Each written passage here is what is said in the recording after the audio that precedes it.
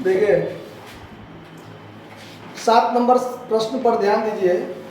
कहता है कि जब पूंजी स्थिर हो, हेडिंग में है कि अग्रांकित चिट्ठा जो है वो ABC का है, 31 मार्च 2016 को प्रकट करता है। क्या है? तो लायबिलिटी साइड में आपको क्रेडिटर है, रिजर्व है, कैपिटल है। एसेट्स में cash, stock, machine, debtor, bills receivable, सी का पूंजी। फर्म का विघटन निर्णय लिया गया, सी दिवालिया हो गया, उसकी संपत्ति से केवल 2000 रुपया वसूल हुए। संपत्ति से निम्न प्रकार वसूल हुए: बिल्स रिसीवेबल से 7000, स्टॉक डेटर से 25% कम वसूल हुआ, मशीन से 14000, विघटन व्यय के 2500 थे। पूंजी खातों को स्थिर मानते हुए गार्नर बना मर्रे के निर्णयानुसार वसूली खाता, पूंजी खाता, रोका खाता बनाए। देखिए इसमें स्पष्ट कर दिया कि गार्नर बना मर्रे का नियम लेना है। दूसरा नियम कि पूंजी को स्थिर मानना है, स्पष्ट कर दिया ना, पूंजी को स्थिर मानना है। अगर ये स्पष्ट नहीं लिखा रहता कि पूंजी को स्थिर मानना है तो हम लोग पूंजी को परिवर्तनशील मानकर बनाते। और लायबिलिटी साइड में जो AB का पूंजी है उसमें लायबिलिटी साइड में रिजर्व भी है, देख लीजिए। उस रिजर्व को बांट के जोड़ लेते, तब जो पूंजी का अनुपात आता, उस पूंजी अनुपात में दिवालिया साझेदार के पूंजी कमी का भरपाई करते। ठीक है, लेकिन इसमें स्पष्ट कर दिया कि पूंजी को अस्थायी मानकर बनाइए, तो अस्थायी मानकर बनाएंगे। ठीक है, तो सबसे पहले हम लोग रियलाइजेशन अकाउंट बनाएंगे। तो रियलाइजेशन अकाउंट का फॉर्मेट है, डेबिट साइड में लिखेंगे टू सन्ड्री एसेट्स। ठीक है, टू सन्ड्री एसेट्स में देखिए स्टॉक 20,000 देंगे, स्टॉक 20,000। उसके बाद है आपको मशीन 20,000, मशीन 20,000। उसके बाद है डेटर 10,000, डेटर 10,000। और फिर है बिल्स रिसीवेबल 10,000, बिल्स रिसीवेबल 10,000। 20, 20, 40 और 20, 60, टोटल मिला के 60,000 हो गया। बाय सन्ड्री लायबिलिटीज के अंतर्गत सिर्फ एक क्रेडिटर मात्र है 20,000 का, क्योंकि रिजर्व तो साझेदार आपस में बांटेंगे, पूंजी तो जाएगा ही नहीं, तो क्रेडिटर है मात्र। तो यहाँ पर क्रेडिटर का नाम लिख के हम 20,000 एक के बारे में लिख देते हैं। ठीक है, संपत्ति से बेच के जो रुपया वसूल हुआ है तो क्रेडिट में by cash account assets realise लिखेंगे, जिसमें बिल्स रिसीवेबल से 7,000 आया है, तो बिल्स रिसीवेबल से 7,000 लिख दीजिए। और स्टॉक और डेटर से 25% कम, स्टॉक और डेटर इससे 25% कम। तो स्टॉक है कितना, 20,000 का था, 25% 5,000 कम, तो 15,000 आया। और डेटर है 10,000 का, 25% कम, तो 2,500 कम, तो 7,500। और फिर आगे है आपको स्टॉक डेटर हो ही गया। मशीनरी से 14,000 आया है, मशीन से क्या आया, 14,000 आया। पूरा को जोड़ दीजिए तो 21, 21 और 7 28, 28 और 15 43, 43,500 वसूल हो गया। ठीक है, अब देखिए विघटन का व्यय में 2,500 खर्चा हुआ, तो टू कैश अकाउंट एक्सपेंस के रूप में 2,500 लिख दिए।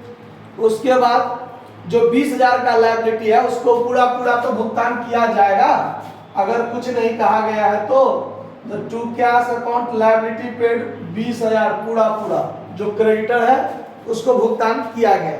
ठीक है, अब सवाल में कुछ नहीं बचा, फाइनल काम करना है, आपको जोड़ घटाव करना है।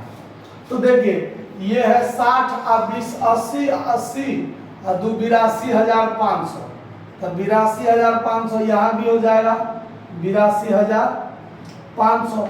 इसमें से घटेगा तो 20 से 20 घटवे करेगा, कितना बचा घटा के 19,000, तो 19,000 लिख दीजिए। ये हो जाएगा by all partners capital account, सभी साझेदार मिलकर बांटेंगे। ABC साझेदार है, मिलकर बांटेंगे। और लाभ बांटने का जो अनुपात है साझेदार का, उसके बारे में कोई सूचना नहीं है। तो बराबर बराबर बांटते हैं, तो बराबर बराबर बांटते हैं, तो ये हो जाएगा 6333, 6333 और सी में 6334 कर देंगे, क्योंकि 333 333 333 मतलब 999। 1 रुपया का लफड़ा हुआ, तो जो दिवालिया हुआ है उसी में 1 रुपया और दे दिए, ले भाई तू और 1 रुपया से दिवालिया हो जाए, है कि नहीं। तो 36 18,000 ये हो गया, 19,000 बटा गया। चलिए अब क्या करेंगे, तो अगला काम होगा कि जो साझेदार दिवालिया हुआ उसकी पूंजी खाता, जो बचा हुआ है उसका पूंजी खाता। तो दिवालिया हुआ है सी, तो सी जो दिवालिया हुआ है, तो यहाँ पर नाम लिख देते हैं कि सी साझेदार है। बाय बैलेंस बीडी सबसे पहले, इंसॉल्वेंट पार्टनर्स कैपिटल अकाउंट में बाय बैलेंस बीडी। तो एसेट्स में उसका पूंजी है, देखिए 9,000 रुपया लिख दिए। उसके बाद रियलाइजेशन अकाउंट में ये जो लॉस, सॉरी ये इधर आ जाएगा, टू बैलेंस बीडी 9,000 एसेट्स में है ना, तो डेबिट में आएगा, ठीक है। उसके बाद रियलाइजेशन अकाउंट में जो लॉस है, टू रियलाइजेशन अकाउंट लॉस, ये इधर आ जाएगा 6,334 रुपया। यहाँ इस दोनों का पूंजी हो जाएगा बाय बैलेंस बीडी, मतलब ए और बी बचा हुआ है, ए और बी बचा हुआ है पार्टिकुलर। तो by balance BD A B में जो आपका लायबिलिटी साइड में है 25,000 15,000, यहाँ पर 25,000 15,000 लिख दिए। और टू रियलाइजेशन अकाउंट लॉस, ये इस दोनों का 6,333 6,333, ठीक है। उसके बाद बैलेंस शीट के लायबिलिटी साइड में रिजर्व दिया हुआ है, देख लीजिए 15,000 रुपये। तो सब साझेदार आपस में क्या कर लेगा, बांट लेगा। तो यहां भी देंगे बाय रिजर्व, तीनों साझेदार है तो बराबर बराबर होगा।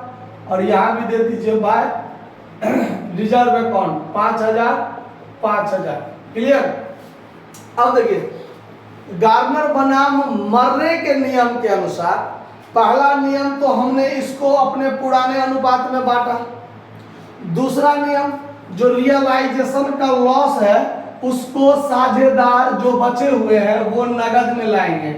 तो by cash account realisation loss नगद में लाएंगे, तो 6,333 क्रेडिट में नगद लाएंगे। दूसरा नियम हो गया।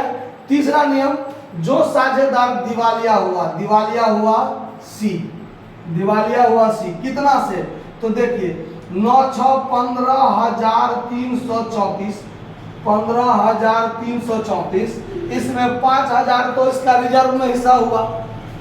उसके बाद ये दिवालिया हुआ कितना से, तो देखिए वो जितना से दिवालिया होने से पहले उसके संपत्ति से 2,000 वसूल हुए हैं। देखिए तो जो दिवालिया हो रहा है उसके संपत्ति से 2,000 वसूल भी हो रहे हैं। तो यहाँ पर बाय कैश अकाउंट रियलाइज्ड भी कर दीजिए। बाय कैश अकाउंट रियलाइज्ड 2,000 आ रहा है। तो अब ये दिवालिया कितना से होगा, तब 15,234 में से 7,000 तो उससे प्राप्त हो ही गए, 5,000 रिजर्व से उसका कट गया और 2,000 उसके संपत्ति से वसूल किया गया। तो 7,000 तो फर्म में आ गया, 7,000। तो ये दिवालिया होगा 8,334 रुपया से, जिसका भरपाई सॉल्वेंट पार्टनर्स कैपिटल अकाउंट करेंगे। और ये जो दिवालिया साझेदार उसकी भरपाई, दिवालिया साझेदार का भरपाई जो एबी करेगा वो किस अनुपात में करेगा, पूंजी अनुपात में करेगा। तो पूंजी अनुपात देखिए, इसका पूंजी ये है 25,000 15,000, ठीक है। तो जब पूंजी अस्थाई होगा, फिर से इस नियम को याद रखिए कि जब पूंजी अस्थाई होगा तो ये जो इसका 25,000 और 15,000 है ना, उसी अनुपात में बटेगा, ठीक है। अगर ये परिवर्तनशील पूंजी मानकर बनाए रहते, मतलब अस्थाई के बारे में स्पष्ट चर्चा नहीं रहता, और यहाँ पर 25,000 15,000 पूंजी है और ये रिजर्व वाला चीज 5,000 जो बांटे हैं, अगर ये रिजर्व बैलेंस शीट में नहीं रहता तब तो अस्थाई हो चाहे परिवर्तनशील हो वही 25,000 15,000 में बटेगा। लेकिन जब बैलेंस शीट में रिजर्व हो, पीएल हो, ये सब कोई आइटम हो, पीछे कोई सवाल हम इस टाइप का बताए हुए थे, ये सवाल 5 नंबर सवाल, ठीक है, कि पूंजी में पीएल और रिजर्व अगर ये सब आइटम रहेगा तो बांट के जोड़ लेंगे, जोड़ने के बाद जो पूंजी बनेगा उस अनुपात में बांटेंगे, ठीक है। तो ये 5,000 इसमें जोड़ लेंगे तब 30,000, ये हो जाएगा 20,000, तब 3:2 में बांटेंगे जब हम परिवर्तनशील मानकर बनाएंगे। लेकिन सवाल में तो कहता है, स्पष्ट लिख दिया है कि अस्थाई मानकर आप बनाइए, तो अस्थाई का मतलब ये 25,000 15,000 बस इसी अनुपात में बटाएगा। तो 25,000 और 15,000 को जब आप काटिएगा तो 3 3 0 दोनों में करेगा, 5 तिया 15 5 25 मतलब 5:3 हुआ। तो ये भरपाई 5:3 में बटेगा, ठीक है।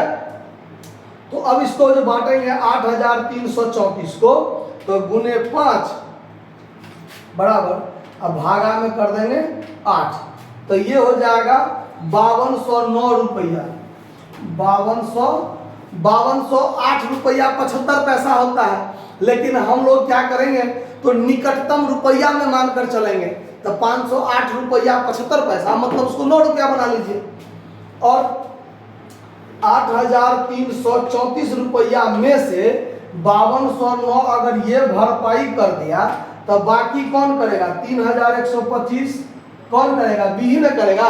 अगर 3/8 भी कीजिएगा तो यही आएगा, ठीक है। अब ये दोनों चीज का भरपाई यहां चला जाएगा, टू सी कैपिटल टू सील्स कैपिटल अकाउंट जो इंसॉल्वेंट है उसका भरपाई कर रहा है। तो ये हो गया 5209 और 3,125। क्लियर है बात, कोई दिक्कत नहीं ना।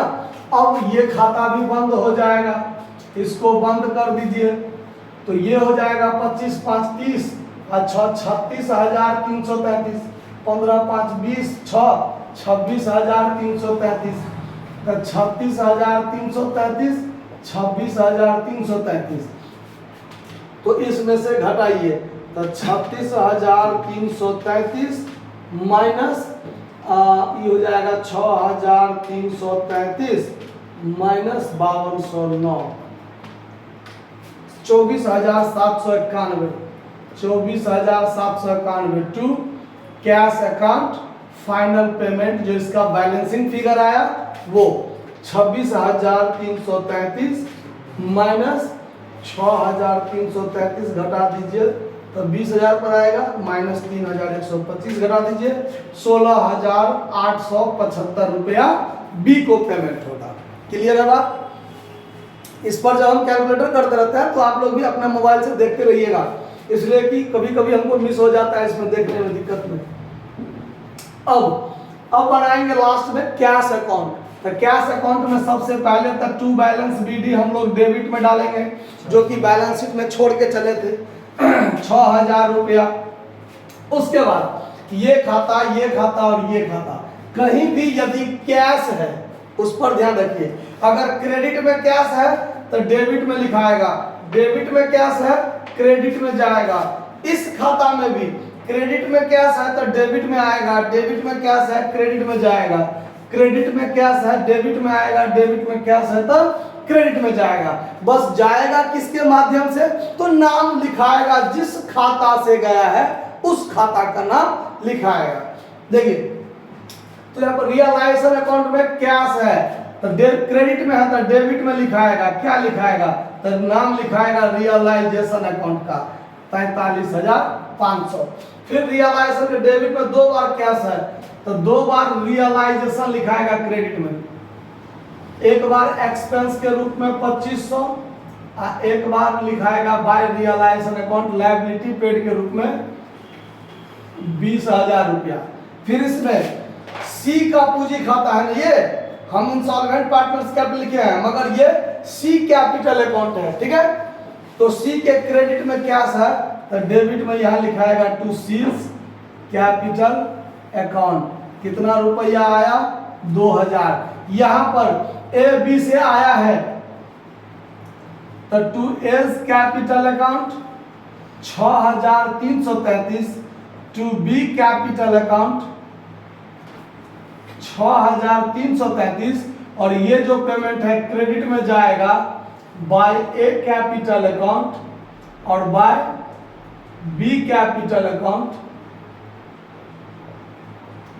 B capital account. Final payment 24,791, 16,875। पूरा आपको जोड़ दीजिए, देख लीजिए कितना हुआ। तो ये हो गया आपको 6,333 प्लस 6,333 प्लस 2,000 प्लस 43,500, 43,500 प्लस 6,000। आप लोग क्रेडिट साइड का जोड़ कर देखिए, 64,166 होता है कि नहीं होता है? 64,166 होता है कि नहीं होता है? एक बार देख लीजिए। हो गया? ठीक है, तो दोनों साइड बराबर हो गया। कहीं किसी को दिक्कत तो नहीं हुआ होगा, इसको नोट कर लीजिए, सवाल बनकर आपका तैयार है।